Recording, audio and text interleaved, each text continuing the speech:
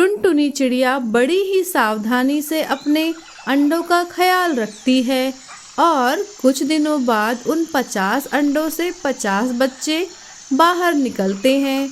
टुनटुनी चिड़िया उन बच्चों का बहुत ख्याल रखती है। हिमालय के घने जंगल में टुनटुनी चिड़िया अपने पति बंटी कबूतर के साथ एक पेड़ के घोंसले में रहती थी। सुनिए जी, हमारी शादी को 5 साल हो गए हैं, लेकिन हमारे घोंसले में अभी तक एक भी अंडा नहीं आया है। दूसरे पेड़ के पक्षियों में 2-2 अंडे दे दिए हैं और उनसे बच्चे भी निकल गए हैं। टुनटुनी, चिंता करने की कोई बात नहीं है। कभी कभी कुछ पक्षियों में थोड़ा समय बीतने के बाद अंडे देने की क्षमता का विकास होता है। आप तो बस रहने दीजिए। आप हमेशा इसी प्रकार का जवाब देकर बात को टाल देते हैं। क्या जिंदगी भर में एक भी अंडा नहीं दे पाऊंगी? ऐसा नहीं है टुनटुनी। चलो, हम कल सुबह जंगल के सबसे ईमानदार और समझदार पेड़ के पास जाकर उनसे सलाह लेंगे। वह हमें कुछ न कुछ उपाय अवश्य बताएंगे। अगले दिन टुनटुनी चिड़िया और बंटी कबूतर जंगल के सबसे समझदार पेड़ के पास जाते हैं। पेड़ जी, क्या मुझे कभी माँ बनने का सुख नहीं मिलेगा? हमारी शादी को 5 साल हो गए हैं और अभी तक मैंने एक भी अंडा नहीं दिया है। क्या? तुम्हारी शादी को 50 साल हो गए हैं, फिर भी तुमने एक भी अंडा नहीं दिया है? जाओ, कल तुम एक साथ 50 अंडे दोगी। ओहो, लगता है पेड़ जी ने 5 को 50 सुन लिया। पेड़ जी, हमारी शादी को 5 साल हुए हैं, 50 साल नहीं हुए हैं। ओह, मुझे माफ कर दो, मैंने सुनने में गलती कर दी। लेकिन अब जो मैंने संकल्प कर लिया है वह पूरा होकर ही रहेगा। अगले दिन टुनटुनी चिड़िया जादुई पेड़ के प्रभाव से एक साथ 50 अंडे देती है। हे भगवान, मुझे खुशी भी हो रही है और चिंता भी हो रही है। अपने इतने बड़े परिवार का पेट मैं कैसे पालूंगा? टुनटुनी, मुझे शहरी जंगल जाकर ढेर सारे पैसे कमा कर लाना होगा। तब तक तुम बच्चों का ख्याल रखना, मैं जल्द ही वापस आ जाऊंगा। आप चिंता मत कीजिए, मैं अंडों का ख्याल रखूंगी। अगले दिन बंटी कबूतर अपने बड़े परिवार के पालन पोषण के लिए ढेर सारे पैसे कमाने शहरी जंगल चला जाता है। टुनटुनी चिड़िया बड़ी ही सावधानी से अपने अंडों का ख्याल रखती है और कुछ दिनों बाद उन 50 अंडों से 50 बच्चे बाहर निकलते हैं। टुनटुनी चिड़िया उन बच्चों का बहुत ख्याल रखती है। प्यारे बच्चों, अब समय आ गया है कि मैं तुम्हें उड़ना सिखाऊं। मैं बहुत समय तक तुम्हारे लिए खाने की व्यवस्था नहीं कर सकती। तुम्हें ही अब जंगल में उड़कर अपने खाने का प्रबंध करना होगा।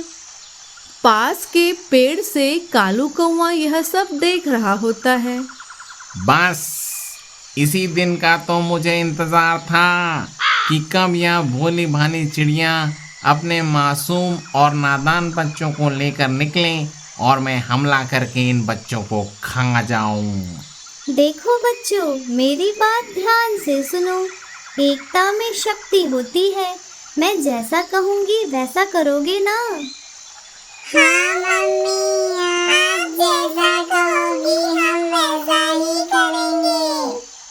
जंगल में ढेर सारे शिकारी पक्षी छोटे पक्षियों का शिकार करते हैं और उनसे बचने के लिए तुम्हें एक साथ वी का आकार बनाकर उड़ना होगा। समझ गए ना? जी मम्मी, हम समझ गए।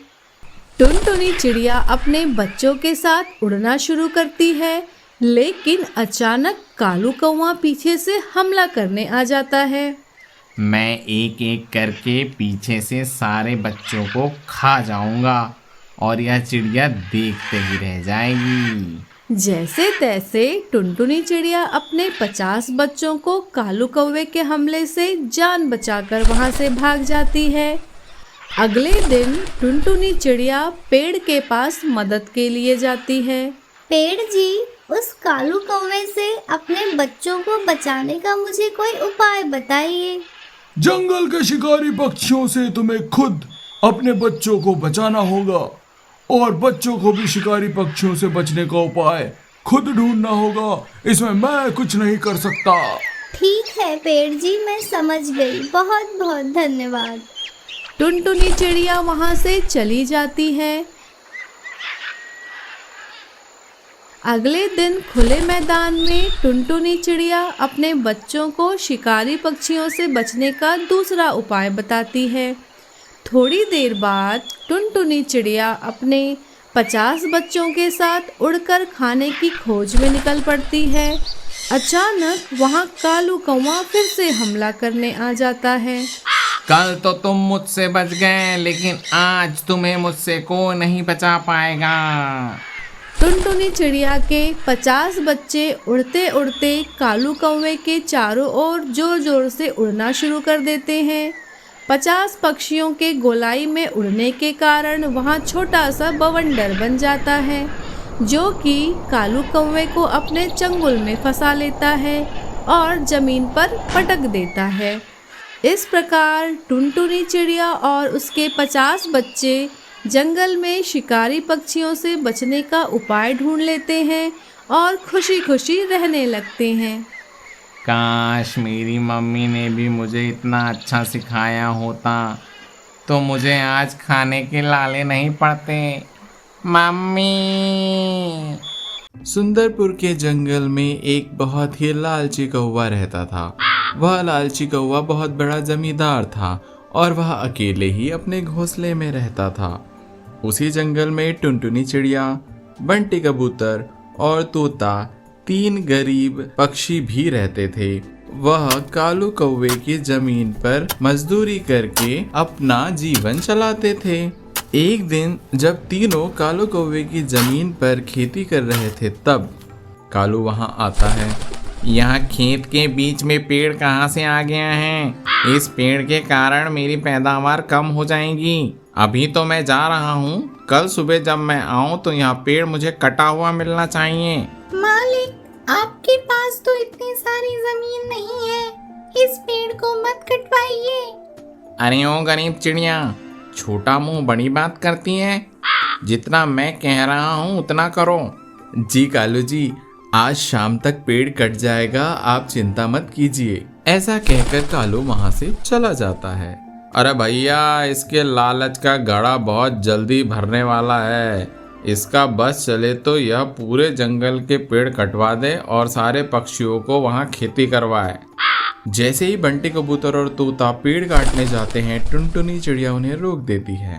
हमें इस पेड़ को नहीं काटना चाहिए। मैं इस पेड़ को नहीं कटने दूंगी, चाहे इसके लिए कालू कौवा हमें मजदूरी से निकाल दे। मुझे बहुत अच्छा लगा कि जंगल में इतने अच्छे पक्षी रहते हैं जिन्हें एक पेड़ कटने पर भी बहुत दुख होता है। अरे भैया, यह पेड़ तो बोलने वाला पेड़ है। मुझे काटने की जरूरत नहीं है, मैं खुद यहाँ से गायब हो सकता हूँ। मैं यहाँ से गायब होकर जंगल के किसी भी जगह आ और जा सकता हूँ।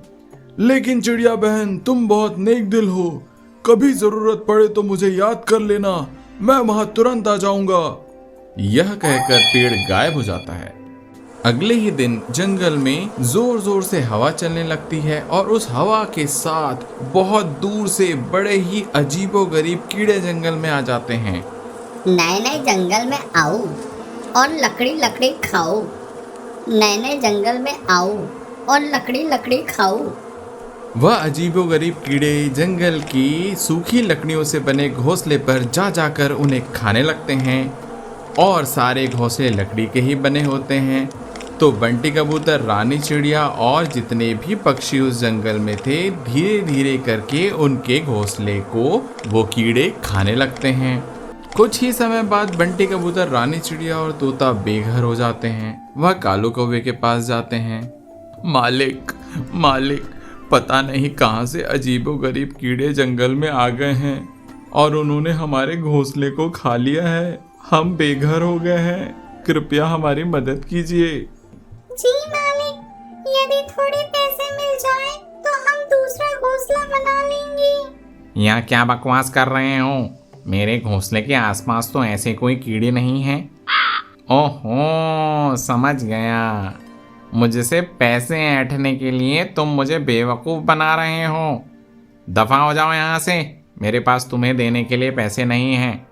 सारे पक्षी चुपचाप वहां से चले जाते हैं। वे तीनों जंगल में किसी खुली जगह उदास होकर बैठे रहते हैं।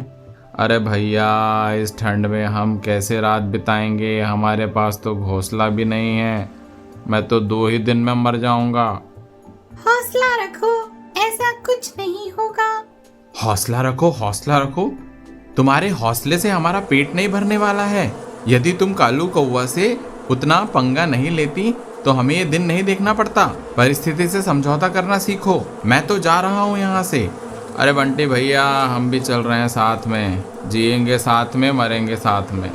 बंटी कबूतर और तोता वहाँ से चले जाते हैं। अब टुनटुनी चिड़िया वहाँ अकेले रह जाती है। अचानक टुनटुनी चिड़िया को उस जादुई पेड़ की याद आती है। वह उसे बुलाती है और पेड़ वहाँ तुरंत आ जाता है। पेड़ जी, मेरे साथी मुझे छोड़कर चले गए हैं, कृपया मेरी मदद कीजिए। मैं समझ सकता हूँ, गरीबी के साथ हौसला और ईमानदारी रखना बहुत ही मुश्किल काम है, लेकिन तुम एक बहुत ही अच्छी चिड़िया हो। यह लो, यह करेले के बीज हैं। इसे जमीन में गाड़ देना। गाड़ने के बाद ये 1 दिन में ही करेले का फल दे देंगे। मैं समझी नहीं। प्यारी चिड़िया, सोचो, करेला और कीड़ों की दुश्मनी होती है ना। अच्छा, मैं समझ गई। धन्यवाद पेड़ जी। टुनटुनी चिड़िया करेले के बीज को जमीन में बो देती है और एक ही दिन में करेले का पौधा एक बहुत बड़ा करेले का फल देता है। टुनटुनी चिड़िया करेले के फल को ही अपना नया घर बना लेती है। अचानक कीड़े वहां आकर हमला करते हैं, लेकिन उस करेले के घर को चखने के बाद वे तुरंत मर जाते हैं। अगले दिन बाकी अजीबोगरीब कीड़े कालू कौवे के घोंसले तक पहुंच जाते हैं और वहां पहुंचकर तुरंत कालू कौवे के घोंसले को चट कर जाते हैं। अब कालू कौवा भी बेघर हो जाता है। टुनटुनी चिड़िया सारे पक्षियों को करेले के बीज देती है। फिर सारे पक्षी करेले के बीज से बड़े करेले के फल को अपना घर बना लेते हैं। अंत में जंगल के सारे कीड़े गायब हो जाते हैं और सारे पक्षी खुशी खुशी रहने लगते हैं।